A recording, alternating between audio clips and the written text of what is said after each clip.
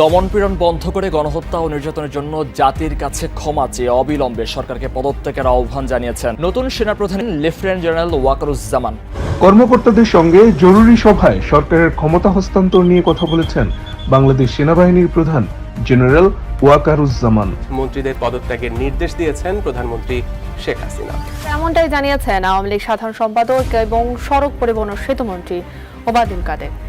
মন্ত্রীদের পদত্যাগের নির্দেশ দিয়েছেন কিছুক্ষণ আগে প্রধানমন্ত্রী শেখ হাসিনা। এ বিষয়ে আমাদেরকে সবশেষ তথ্য জানাবেন। আজ সকালে মন্ত্রিপরিষদ বৈঠকের সভা হয়েছে। সেই সভার শেষে বর্তমান মন্ত্রিপরিষদে যে যারা মন্ত্রী আছেন এদেরকে পদত্যাগের নির্দেশ দিয়েছেন প্রধানমন্ত্রী শেখ হাসিনা। আমাদেরকে পদত্যাগ করতে হবে। গণবিক্ষোভের মুখে পদত্যাগ করলেন প্রধানমন্ত্রী শেখ হাসিনা।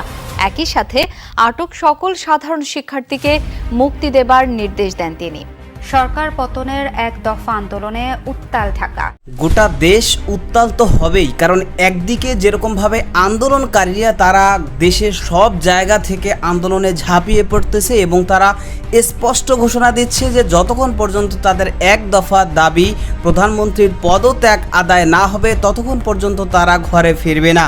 এবং অন্যদিকে আওয়ামী লীগের পক্ষ থেকে তারাও কিন্তু রাজপথে সক্রিয় হয়ে যেভাবে হোক এই আন্দোলনকে প্রতিহত করার জন্য সর্বোচ্চ চেষ্টা করেছে, যার কারণেই কিন্তু আজকে অনেক মানুষ নিহত হওয়ার পরেও কিন্তু সকলে আন্দোলনকে ছেড়ে কোনোভাবেই রাজপথ থেকে ফিরে যাচ্ছে না। আর এই আন্দোলনে যদিও পুলিশ, বিজিবি, র্যাব সহ প্রশাসনদের সমর্থন বা তারা এই আন্দোলনকারীদের বিরুদ্ধে অবস্থান নিলেও সেনাবাহিনীর পক্ষ থেকে তারা কিন্তু জরুরি বৈঠক ডেকে ক্লিয়ারভাবে তারা কঠোর সিদ্ধান্ত নিয়ে ঘোষণা দিয়ে দিয়েছে যে তারা জনগণের পক্ষে থাকবে। এবং তারা বৈঠকে যে সিদ্ধান্তটা নিয়েছে সেই সিদ্ধান্তটা সেনাপ্রধান তিনি যখনই জানিয়ে দিয়েছেন এরপরেই কিন্তু প্রধানমন্ত্রী তিনি সেই কারণেই পদত্যাগ নিয়ে ক্লিয়ারভাবে তিনি ঘোষণা দিয়েছেন, যেটা আপনারা দেখলে আপনাদের চোখ হয়তো বা কপালে উঠে যেতে পারে। দর্শক, এই বিষয়গুলোর কিছু অংশ ভিডিও শুরুতে শিরোনামে আপনারা দেখে এসেছেন, বিস্তারিত দেখবেন পুরো ভিডিও জুড়ে। এই বিষয়গুলো দেখার পূর্বে আপনাদের একটা অনুরোধ করব, যারা আমাদের চ্যানেলে নতুন আসছেন চ্যানেলটি সাবস্ক্রাইব করে অল ক্লিক করে বেল আইকনটি চালু করে দিবেন এবং যারা পেজ থেকে দেখছেন পেজটিও লাইক ফলো দিয়ে রাখবেন, তাহলে নিত্য নতুন পরিবেশন করা আলোচিত সংবাদগুলো অটোমেটিকভাবে আপনারা পেয়ে যাবেন। দর্শক, চলুন আমরা দেখে আসি যে সেনাবাহিনীর পক্ষ থেকে কি সিদ্ধান্ত নেওয়া হয়েছে এবং তার পক্ষ থেকে কি ঘোষণা দেওয়া হয়েছে। সেনাপ্রধান তিনি কি ঘোষণা দিয়েছেন এবং প্রধানমন্ত্রী তিনি পদত্যাগ নিয়ে কি ঘোষণা দিয়েছেন সেটা আমরা দেখার পূর্বে প্রথমে একটু দেখব যে আজকে আন্দোলনে নেমে এই প্রধানমন্ত্রীর পদত্যাগের দাবিতে আন্দোলনে গোটা দেশ থেকে নামার পরে বিভিন্ন জায়গায় যে সংঘর্ষ হয়েছে, কোথায় কি হয়েছে, সর্বশেষ আপডেট কি, এই বিষয়গুলো কিছু অংশ একটু দেখে এরপর আমরা ওই বিষয়গুলো দেখব। ধৈর্য ধরে একটা লাইক দিয়ে ভিডিওটি দেখতে থাকুন। শিক্ষার্থীদের ডাকা অসহযোগ আন্দোলনে দেশের বিভিন্ন জায়গায় ব্যাপক সংঘর্ষ হয়েছে। গুলিবিদ্ধ হয়ে সিরাজগঞ্জে 3 জন, মুন্সিগঞ্জে 3 জন, রংপুরে 2 জন ও মাগুরা ও পাবনায় 4 জন সহ দেশের বিভিন্ন জায়গায় মোট 12 জন নিহত হয়েছেন।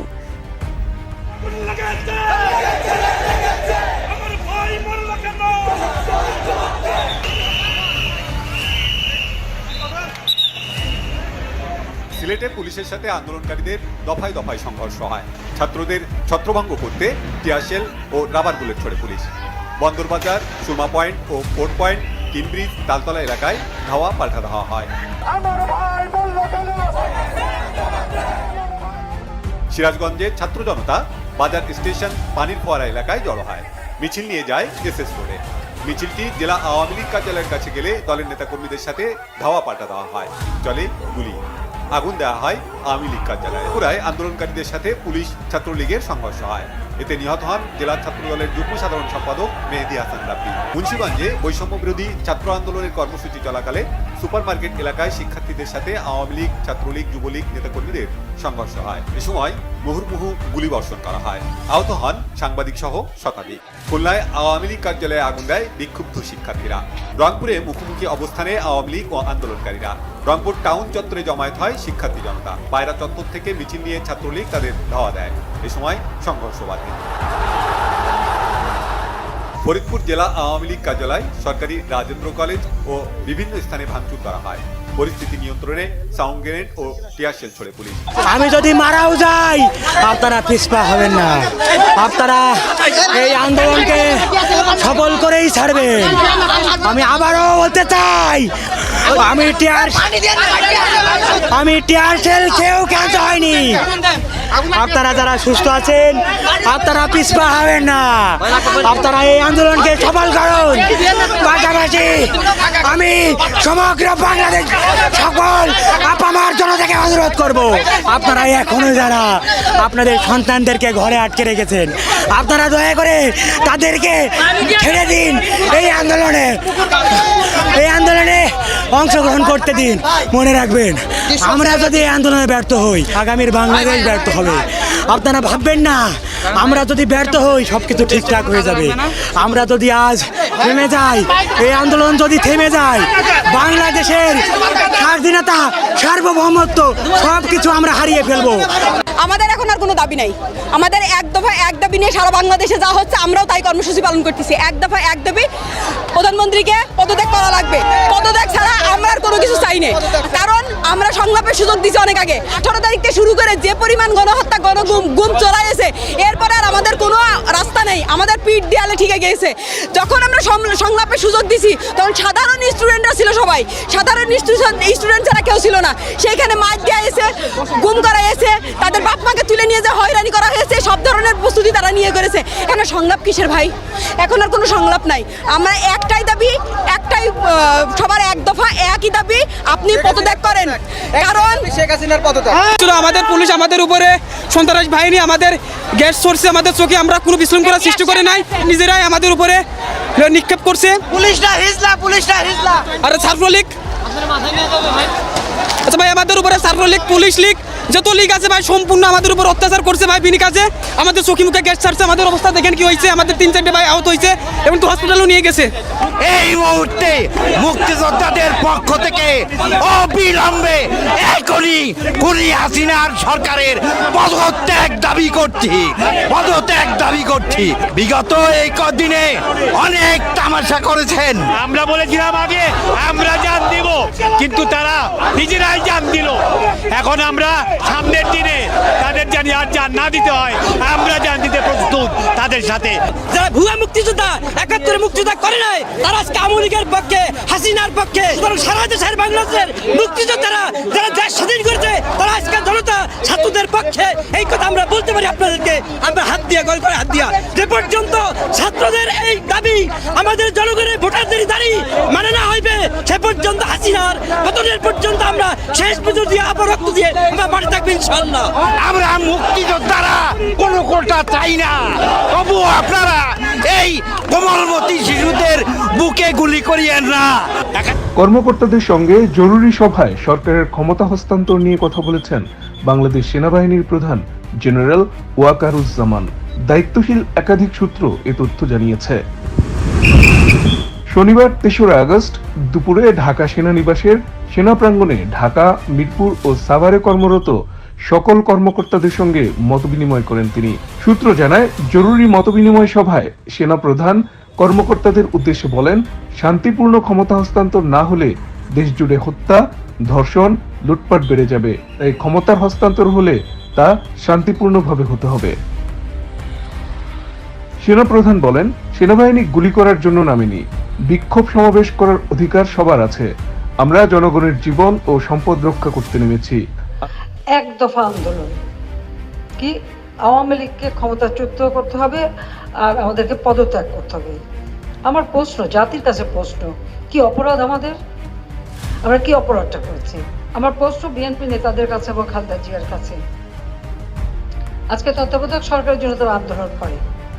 আমরা 90-এর দশকে আন্দোলন করেছি যে সেখানে নির্বাচন যে অবাধ নিরপেক্ষ করার জন্য অর্থাৎ তত্ত্বাবধায়ক সরকার এই ব্যবস্থাটা রাখা হোক। খালেদা জিয়া তো তখন করে নাই, খালেদা জিয়া তো তখন রাখে নাই, তো কি জবাব দেবে বিএনপি এখন আন্দোলন যে করে? তাদের কি অধিকার আছে বলার? তাদের হাতে যখন সুযোগ ছিল তখন তারা তা করেনি। প্রধানমন্ত্রীর পক্ষ থেকে তিনি বুঝতেছেন না যে কেন সকলে যে এখন এই যে আন্দোলন করতেছে, যে প্রধানমন্ত্রীর পদত্যাগ এক দফা এক দাবি, এই দাবিতে যে সকলে আন্দোলন করতেছে, হাজার হাজার লাখ লাখ মানুষ আন্দোলনে ঝাঁপিয়ে পড়ছে, আবার শত শত মানুষ নিহত হয়েছে। আজকেও 20-30 জনের বেশি মানুষ নিহত হয়েছে এই আন্দোলনে নেমে।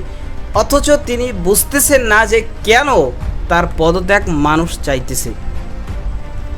বিশেষ করে বর্তমানে 2024 সালের নির্বাচনটা যেটা হয়ে গেল, আপনারা তো দেখেছেন যে বাংলাদেশের উল্লেখযোগ্য যে সমস্ত দল, বিএনপি বলেন, জামাত ইসলাম বলেন, ইসলামী আন্দোলন বাংলাদেশ বলেন, গণ অধিকার পরিষদ, সমস্ত দলগুলো তারা নির্বাচন বর্জন করছে। কারণ তাদের কথা যে নির্বাচন সুষ্ঠু হবে না। আর তিনি কি করলেন? একা একা নির্বাচন দিয়ে ফেললেন। বিভিন্ন জায়গা থেকে, মানে গোটা বিশ্ব থেকে কিন্তু এ বিষয় নিয়ে সমালোচনা হওয়ার পরে মোটামুটি একটু স্বস্তি পেয়েছিলাম, একটু শান্ত হয়েছিল দেশ। কিন্তু যখনই ছাত্ররা আন্দোলন শুরু করলো এবং তাদের যে মূল দাবি ছিল যে কোটা সংস্কার আন্দোলন, কোটা সংস্কার তারা চাইছিল এবং তারা চাইছিল যে অধিকাংশ যেই কোটায় বরাদ্দ ছিল সেই জায়গাটা বাদ দেওয়া হোক, কোটার যেই সেগুলো বাদ দিয়ে মোটামুটি মেধার জন্য জায়গাটা দেওয়া হোক। কিন্তু তখন কেউই কিন্তু কর্ণপাত করেনি। তখন এক একজনে এক এক রকম এমন একটা ভাব ধরছে, কেমন যেন কিছুই জানে না। তারা বলে আদালতে যাও, রাজপথে কাজ কি তোমাদের, এই বিষয়ে আমরা জানি না, আদালতের সাথে তোমরা বোঝো বড়, মানে গায়ে লাগায় নাই। অথচ যখনই দেখছে অবস্থা তো খারাপ, এরা তো বিএনপি জামাত বা অন্য কোনো দল না যে এদেরকে দু একজনকে গ্রেপ্তার করলে বা মারধর করলে বা ধাওয়া দিলেই পালাবে। কিন্তু এরা তো ছাত্র, নিহত হয়েছে অনেক মানুষ, এরপরও তারা আরও বেশি চেতে গেছে, আরও বেশিভাবে তারা মজবুত হয়েছে। তখনই কিন্তু যেভাবে হোক দ্রুত ডাইকিয়া ঠিক আছে আমরা কোটা বাতিল করতেছি। এখন তারা জানে, বোঝে সব কিছু, বেশ ভালো কথা বাদ করছে। শুরুতে যদি কোটা বাতিল করতো তাহলে এই অবস্থা কিন্তু হতো না। এরপরে দেখেন বাতিল করার পরেও কিন্তু তারা মোটামুটি অনেক মানুষকে, অনেক ছাত্রদেরকে গ্রেপ্তার করছে, মামলা দিছে, বিভিন্ন রকমের বিপদে তারা ছিল। সেই সমস্ত বিষয়গুলো দাবি তুলে কিন্তু তারা প্রথমে স্বাভাবিকভাবে আন্দোলন করতেছিল। তখনও যদি তাদেরকে ডেকে সেই দাবিগুলো পূরণ করা হতো, সমস্ত কারাবন্দীদেরকে ছেড়ে দেওয়া হতো, ছাত্রদেরকে বিশেষ করে, এবং মামলাগুলো প্রত্যাহার করা হতো, মোটামুটি একটু সমঝোতা করলেই কিন্তু স্বাভাবিক হয়েছে। তখনও সেটা নেওয়া হয়নি, তাদের কথায় কোনো প্রকার কর্ণপাত করেনি। এখন তারা আস্তে আস্তে অগ্রসর হইতে হইতে এখন কিন্তু গোটা দেশে সব জায়গা থেকে দল মত নির্বিশেষে সকলে কিন্তু একটাই দফা, একটাই দাবি, প্রধানমন্ত্রীর পদত্যাগ তারা চায়। এবং সেই কারণে তারা এখন মানে যা হবার হবে। কিন্তু এরপরেও কথা হচ্ছে তাদের এই দাবি, এই দফা তারা আদায় করে ছাড়বে। কারণ আজকে 20-30 জনের বেশি মানুষ নিহত হয়েছে আজকে, সেখানে মোট কত শত শত মানুষ তাহলে নিহত হয়েছে, হত্যাকাণ্ডের শিকার হয়েছে, পুলিশ পর্যন্ত নিহত হয়েছে, সাধারণ মানুষ তো রয়েছেই। তো এরপরেও তারা কোনোভাবে আন্দোলন ছাড়তেছে না। আর আওয়ামী লীগের পক্ষ থেকে আজকে যে কর্মসূচি ঘোষণা করা হয়েছে, মোটামুটি গোটা দেশের অধিকাংশ জায়গায় তারা চেষ্টা করেছে, কিন্তু সেইভাবে কিন্তু যেহেতু আন্দোলনকারীদের পক্ষে জনসমর্থন বর্তমানে বেশি, মানুষ অধিকাংশই কিন্তু আন্দোলনের সাথে গিয়ে যুক্ত হইতেছে। তো যাই হোক, এখন পরিস্থিতি কোন দিকে যায় সেটা আসলে এই মুহূর্তে পুরোপুরিভাবে বলা যায় না। তবে সেনাবাহিনীর পক্ষ থেকে কিন্তু সেনাপ্রধান তিনি বৈঠক করে সেনাবাহিনীর সদস্যদেরকে জানিয়ে দিয়েছেন যে সরাসরি যেন কোনোভাবেই জনগণকে কাউকে গুলি করা না হয়, এবং পাশাপাশি দেশের জন্য কাজ করতে বলছেন, জনগণের জন্য কাজ করতে বলছেন। তবে যদি সরকারের পক্ষ থেকে কঠোর কোনো নির্দেশ আসে তখন সেই নির্দেশটা যেন তাৎক্ষণিকভাবে ঠিক পালন করা হয়, এই কথাটাও তিনি বলেছেন।